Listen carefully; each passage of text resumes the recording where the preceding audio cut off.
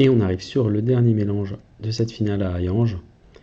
Alors, on retrouve cette croix blanche que Juliette avait utilisée, qui est très bien parce qu'on a déjà deux arêtes opposées bien placées. La troisième qui est relativement bien placée à un mouvement près. Et puis le quatrième élément qui sera facile à rajouter parce que on va juste l'aligner avec sa couleur et ensuite quand on va aligner la croix, on n'aura plus qu'à faire un petit F à la fin, ou si on a fait petit U', un R. Voilà, donc ça nous permet de contrôler un peu le LL. Donc ce que va décider de faire Ulysse, c'est qu'après avoir fait L, il va contrôler cette paire-là. Donc il fait U2 pour venir préparer cette paire-là. Et ici, il ne termine pas avec D'F, mais il termine avec petit U', pour que cette paire soit déjà facile à insérer ici. Donc ça, c'est très bien repéré. Il enchaîne en l'insérant ici directement. Et là, il a repéré la suite, c'est ce coin, mais il n'a pas repéré l'arête, ce qui va lui faire perdre un peu de temps, parce que du coup, il va d'abord se mettre comme ça, Y', en pensant qu'il va utiliser, sachant qu'elle n'est pas dessus, l'arête qui serait dans un de ces deux slots pour faire soit la paire comme ça, soit la paire comme ça, par exemple. Je donne des exemples. Hein.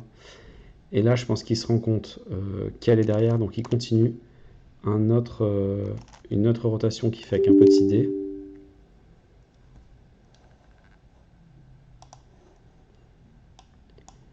Après ce petit dé, il peut enfin enchaîner. Donc il enchaîne, il forme la paire, il l'insère derrière. Et donc là, par contre, il se retrouve dans une situation très favorable avec les deux paires derrière et les deux paires qui restent qui sont déjà orientées. Et là, il retrouve toute sa fluidité. Il décide de faire celle-là d'abord, ça fait multi-slot sur l'autre, qu'il insère immédiatement. Il repère tout de suite l'OL à l'an 6. Là, il voit très vite que c'est une PLLE sans avoir besoin de la tourner dans tous les sens. Et il l'enchaîne. Et il finit avec l'alignement. Donc un petit peu de doute et de petite perte de temps sur la deuxième paire. Mais c'est vraiment pas grand chose. Tout le reste est hyper bien enchaîné, hyper fluide. À partir de la troisième paire, tout s'enchaîne vraiment à la perfection, aucun arrêt. La PLL, c'est une PLLE, il la repère très vite, il l'exécute très vite. Et donc ça fait 6 secondes 78, qui sera donc le deuxième meilleur temps de cette moyenne. Et avec une très belle résolution en fait, à part la deuxième paire un peu hésitante. Alors bien sûr, je dis un peu hésitante, mais déjà, bon, il retrouve assez rapidement où est passé l'arête, donc il perd pas beaucoup de temps. Et puis, en plus, tout ça se passe très vite. Donc, c'est des hésitations en temps réel qui sont de pas beaucoup, de quelques centièmes maximum. Voilà. Et le reste est bien maîtrisé. La X-Cross de départ est très bien maîtrisé aussi. Donc la seule chose qu'on pouvait se demander sur ce solve, c'est est-ce que vraiment c'était cette deuxième paire là qu'il fallait faire, et sinon le reste est vraiment parfait. Donc si on reprend depuis le départ, on insère, on prépare cette paire là, hop, le U', ça c'est très malin pour faire la paire et se retrouver avec la bonne orientation pour enchaîner tout ça sans rotation. Donc, quelle était la seule autre paire plus simple? C'était celle-là. Donc, il suffisait de voir ce coin-là pour se donner une opportunité de la faire.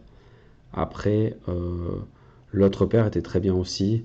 Notamment, si on avait repéré ça à l'avance, c'était très bien. Juste, c'est peut-être un peu long là, de faire le double regrip. Si on a repéré réellement à l'avance, on peut faire directement comme ça. Pardon, enchaîner comme ça. Et on obtient le même solve. On obtient le même solve avec un peu moins de regrip et donc probablement un meilleur temps final.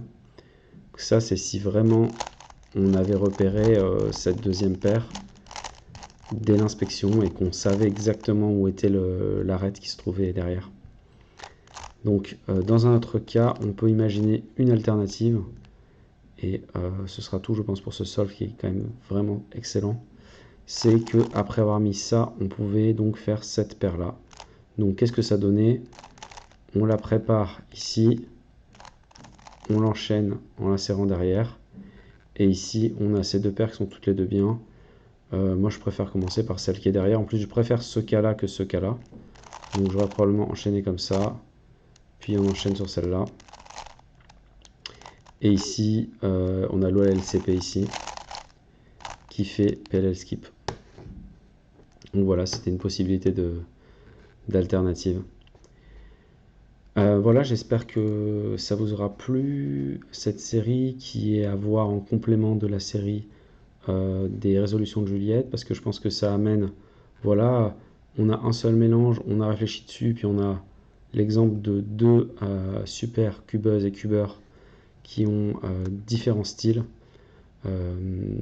Juliette avec le color neutral, des F2L un peu plus avancés et des ZBLL, et Ulysse avec vraiment des grandes qualités au niveau repérage, exécution, enchaînement, qui font que avec une méthode plus proche de la méthode CFOP classique, il obtient des temps vraiment incroyables. Donc ça rappelle aussi d'autres cubeurs qu'on avait vus avant sur la chaîne, que ce soit Yen, Ruyang, etc. Ils sont nombreux à faire des solves assez classiques quand on les décortique, mais ils ont des petites astuces qui font qu'ils vont optimiser au niveau des finger tricks, ils vont tout exécuter très vite, ils vont tout repérer très vite, avoir très peu de pauses, etc. Donc c'est aussi un style qui permet d'arriver au top national au moins, et pourquoi pas au top mondial pour ceux qui s'entraînent le plus. Donc voilà, et à bientôt pour d'autres analyses.